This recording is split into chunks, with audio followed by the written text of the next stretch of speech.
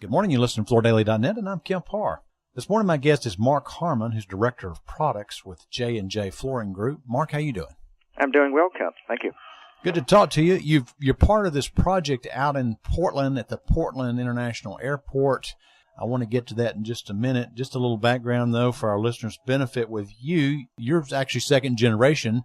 You've been in the carpet business a long time. Been J&J for a few years. Prior to that, you were actually one of the owner partners at Blue Ridge. That came about because Richmond had been purchased by Blue Ridge, and your father was one of the owners of Richmond, right? That's correct. My dad started in the carpet industry in 1957 at Callaway Mills down in LaGrange and started Richmond in 1970.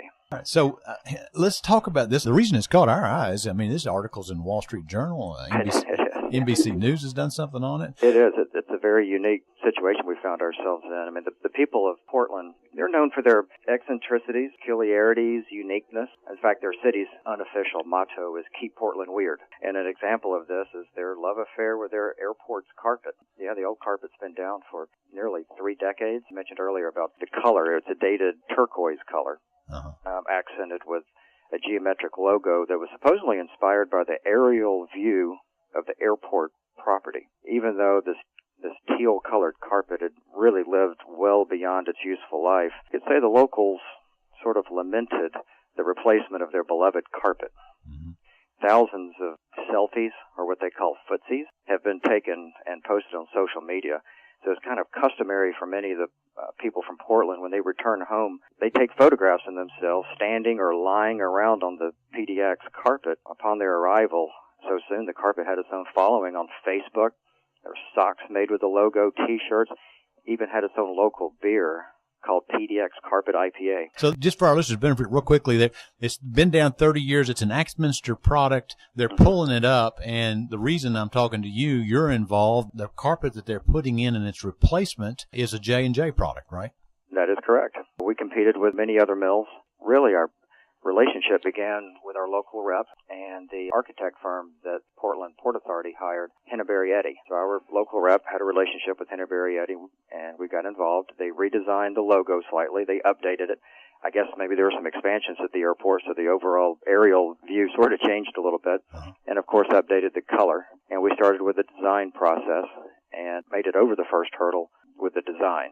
And then from there, the specifications and testing began. And it's brutally tested. We're replacing an Axminster with tufting, and one of the ways we're able to do that is with these extremely strict specs. Lou Migliore has been involved with that very heavily, with the yarn, the twist levels, with the weight of the carpet, the tufting machine, the backing, very much so with the backing.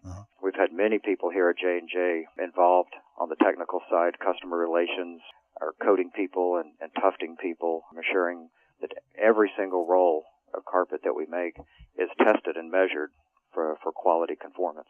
So this is a custom design.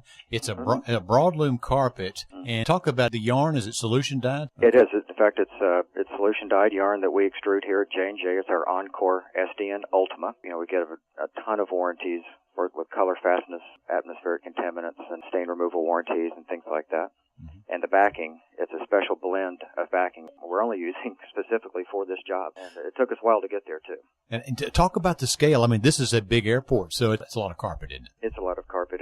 There are 2 very similar patterns that we make on our, what we call the 3C tufting machine. It's the color point machine, and it's a cut loop construction. And there are approximately 55,000 square yards of 2 slightly different patterns.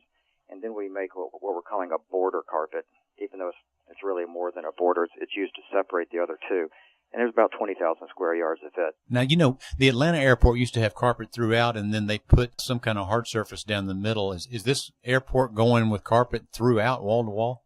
It is. I'm sure there may be a few small areas that do not have carpet, but it's mostly carpeted. When the Port Authority and Henneberry Eddy folks came to visit the mill, I asked them about that. I said, it's good to see that you all are keeping carpets, considering so many airports are going the other direction. Right. They like the noise dampening qualities of carpet and also the slip fall safety issues of carpet. I'm sure there's a wheel performance. There's a lot of wheelchairs and carts and things like that. Yeah, and we also we're not diving into this totally blind either.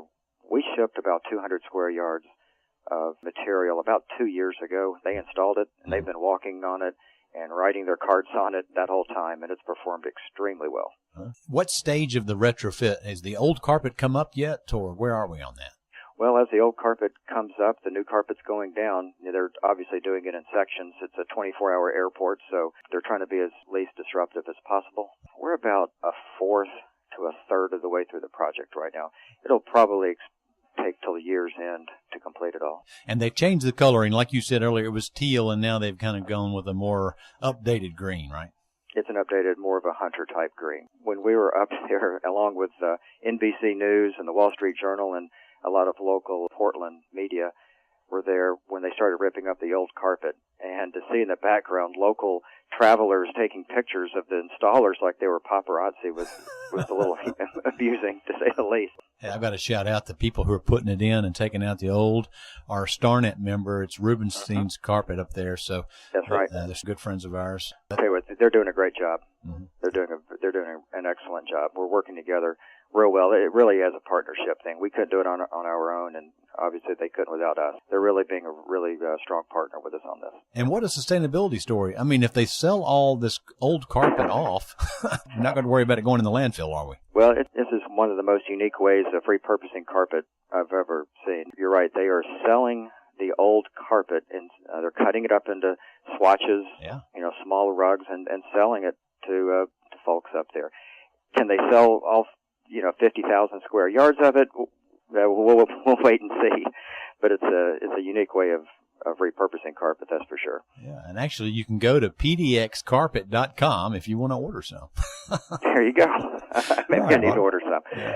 Well, we hope in 30 years they're doing the same with our carpet. Oh, that's good. Everybody up there is lamenting and crying and selling pieces of our carpet off. Well, this will be a great test for the durability of tufted broadloom carpet, won't it? I think it will. Mark, it's good to talk to you again. Been talking to Mark Harman, Director of Products with J&J Flooring Group, and you've been listening to Kemp Harr and FloorDaily.net.